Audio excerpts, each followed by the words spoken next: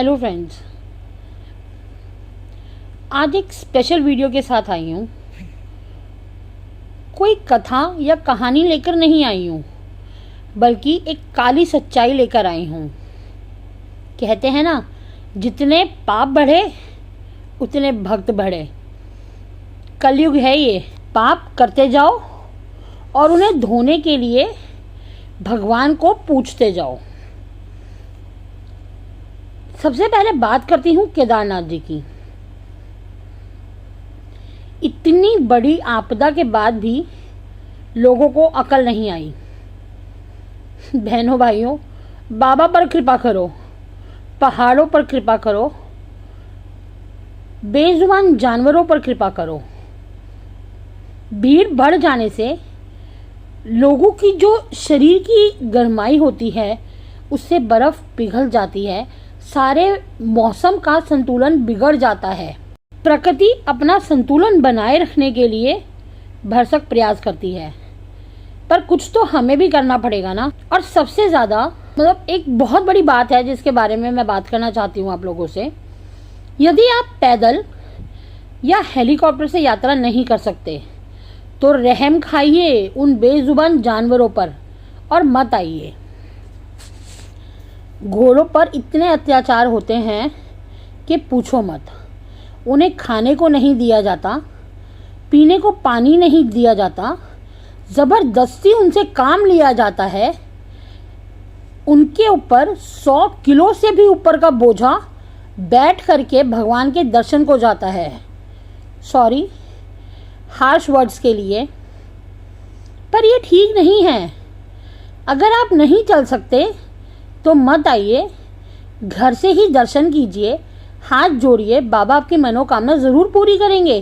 कहाँ कहाँ है ये बात बाबा ने? बाबा केदारनाथ ने कब कही है ये बात आपसे कि आप घोड़े पर लद करके आइए और उन घोड़ों को मार दीजिए? वो घोड़े थक कर बैठ जाते हैं, आधा घंटे तक खड़े नहीं होते, और जो उनके साथ होते हैं, जो उन घोड़ों के मालिक होते हैं, वो उन्हें लगातार हंटर से मार मार के खड़ा करते हैं। और यदि वे बीच रास्ते में मर गए तो उन्हें वहीं खाई में से नीचे फेंक दिया जाता है। आप भगवान के द्वार पर जा रहे हैं दर्शन करने के लिए, क्या सच में ये इंसानियत है? क्या सच में आप भक्त हैं? रहम खाइए। थोड़ा सा ख्याल प्रशासन को भी रखना चाहिए। इतनी भीड़ आप देख कर के ऊपर भेजिए कि कितने लोग जा सकते हैं। बहुत नुकसान होता है, आपदा आती है, कई लोग मर जाते हैं, उसमें भी हम भगवान को ही दोषी ठहराते हैं। रहम खाइए उन लोगों पर, स्पेशली बेजुबान जानवरों पर। और मैं तो ये कहूँगी, पालकी वाले भी बेचारे बहुत मेहनत करते हैं। इतने दुर्गम रास्तों पर चलना, वो भी अपने से दुगना बोझ उठाकर अपने सर और कंधे पर, बहुत मुश्किल है। सलाम करती हूँ उन लोगों के लिए जो 2 वक्त की रोटी के लिए ये काम करते हैं और हम उनसे करवाते हैं, उनकी मजबूरी का फ़ायदा उठाते हैं। मत जाइए अगर आप पैदल नहीं चढ़ सकते तो। और उनमें मैं भी आती हूँ, मैं कोई भाषण नहीं दे रही हूँ, मेरा वज़न भी 100 से ऊपर है। मैं नहीं जा सकती, मैं नहीं कर सकती ऐसा। हाँ, इसीलिए नहीं कर सकती क्योंकि मैं सच में नहीं जा सकती वहाँ। किसी घोड़े को, किसी आदमी को या पालकी को परेशान करना नहीं है मेरे बस का। मेहरबानी रखिए।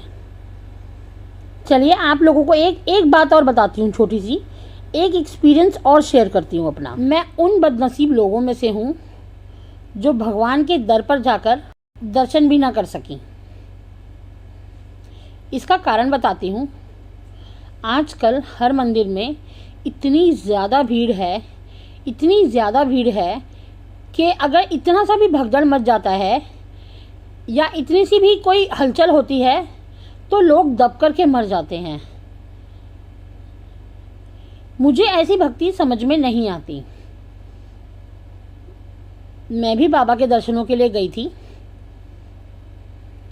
पर वहाँ इतनी भीड़ थी और इतना लंबा इंतज़ार था बाबा के दर्शन के लिए, जो कि बहुत मुश्किल था। तो मेरे परिवार ने मुझे ना लेकर के जाने का फ़ैसला किया। जिसके लिए मैं बहुत क्रीप करती रही बैठी हुई। मैंने अपने आप को और अपने घर वालों को भी बहुत गालियाँ बकी कि इतनी दूर आने के बाद भी मैं अपने इष्ट देवता के दर्शन नहीं कर सकती, तो क्या फ़ायदा है मेरे आने का। पर शायद वो लोग सही थे। वो लोग दर्शन करके 5 घंटे में आए और आने के बाद उन्होंने मुझे वहाँ का हाल बताया। मुझे गूज़ बम्स हो गए, मेरे रोंगटे खड़े हो गए सुन करके। बाबा इतनी भीड़, इतना रश, बहुत सारे लोगों का वहाँ जी घबरा गया। बहुत सारे लोगों को प्रॉब्लम होनी शुरू हो गई थी खड़े खड़े। पर क्या कर रहे हैं हम लोग, सच में क्या कर रहे हैं। जो तसल्ली से दर्शन होने चाहिए, जिसके लिए इंसान इतनी दूर से आता है, गरीब आदमी पैसा लगाता है, 2 घड़ी भगवान के दर्शन भी चैन से नहीं कर सकता। इतनी भागा दौड़ी, इतनी धक्का मुक्की, क्या फ़ायदा है ऐसे दर्शन में। इसे तो घर बैठ करके पूछ लीजिए। सभी का मन करता है कि भगवान के दर पर जाएं, उनके दर पर माथा टेक करके आएं। अरे कहाँ कहाँ है भगवान ने, बताइए मुझे, किधर कहाँ है भगवान ने कि आप लोग एक के ऊपर एक चढ़ करके आइए, धक्का मुक्का कीजिए, लोगों को मार दीजिए, बीच में कुचल दीजिए, पर मेरे दर्शन ज़रूर करके जाइए।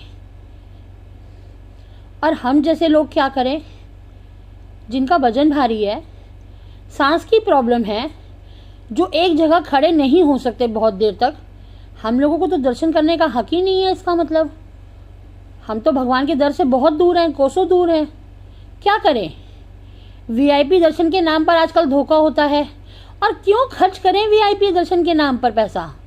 ये भी तो इन्हीं लोगों ने बनाए हुए, मतलब हम लोगों के ही या आम लोगों के ही बनाए हुए कर्म कंडे हैं ना ये। प्लीज़ मेरी बात को ध्यान से सुनिए, ध्यान से लीजिए। दर्शन करना सबका अधिकार है, हक है, भगवान का मोह है। भक्ति हम भी करते हैं, पर बहुत मुश्किल हो जाता है हम जैसे लोगों के लिए। कृपा कीजिए, इतनी भीड़ मत कीजिए कि बहुत प्रॉब्लम हो जाए। आम जनता को भी थोड़ा सा ध्यान रखना, अगर प्रशासन के हाथ में है तो हमारे हाथ में भी है। उम्मीद करती हूँ आप लोगों को मेरा कहा हुआ समझ में आया होगा, और माफ़ी मांगती हूँ अपने हार्श वर्ड्स के लिए। पर सच में मेरे मन में ये बहुत दुख दबा हुआ था जब मैं केदारनाथ धाम की यात्रा के बारे में देखती और सुनती हूँ, तो मुझे बहुत बुरा लगता है। और दूसरा, हम जैसे लोग कहाँ जाएं दर्शन करने के लिए, मुझे समझ में नहीं आता। चलती हूँ, नेक्स्ट वीडियो के साथ मिलती हूँ आप लोगों से। तब तक अपना ध्यान रखिए और कुछ समझने की कोशिश कीजिए। जय श्री श्याम।